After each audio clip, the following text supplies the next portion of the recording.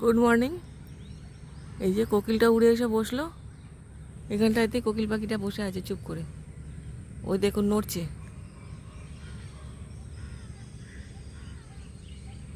এই যে নড়ছে, বুঝতে পারছেন?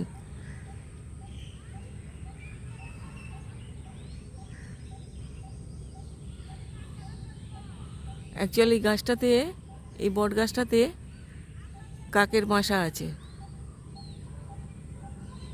ওরা কাকের বাসায় ডিম পাড়ে, কারণ কাক বুঝতে পারে না, ওরই মতো দেখতে হয়।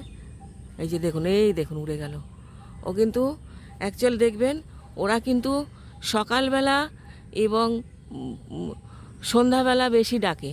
অ্যাকচুয়াল ওরা যেটা ডাকে না, ওরা কিন্তু গান শোনানোর জন্য না, বা বসন্তে এই যে ফুল টুল খেলেছে, ফুল ফুটেছে, এই কারণে আনন্দে নয়।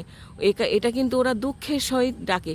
ওই দেখুন সেই উপরে কাক রয়েছে, কাকও সতর্ক হয়ে রয়েছে একদম উপরে, কাকও পাহারা দিচ্ছে।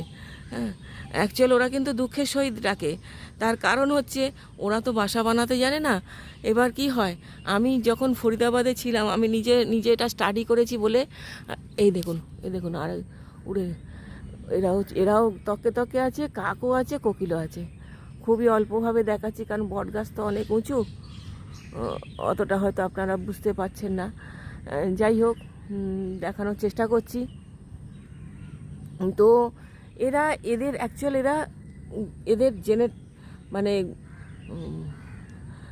বাচ্চাকে ঘুম ভাঙানোর জন্য, বা বাচ্চার ব্লাড কানেকশানকে জাগিয়ে তোলার জন্যই কিন্তু এরা ডেকে ডেকে আওয়াজ দেয়। তার কারণ হচ্ছে, আমি যখন ফরিদাবাদে ছিলাম না, বটগাছটা প্রচুর পাখি। হ্যাঁ, আর আমি যখন এতে ছিলাম, তখন একটা দেবদারু গাছ ছিল, একটা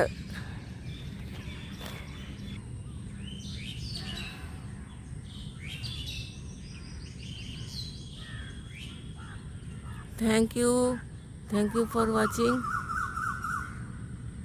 কোকিলের গল্পটা পরেই বলবো, এখন আমি এখানে আছি বলে ডাক বন্ধ করে দিয়েছে।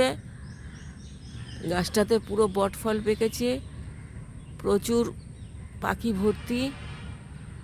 ভিডিওটা ভালো লাগলে অবশ্যই একটু লাইক, শেয়ার, কমেন্ট করবেন। কোকিলের সুমধুর কণ্ঠে গানটা শুনুন, কোকিলের গল্পটা পরে শোনাবো। Thank you.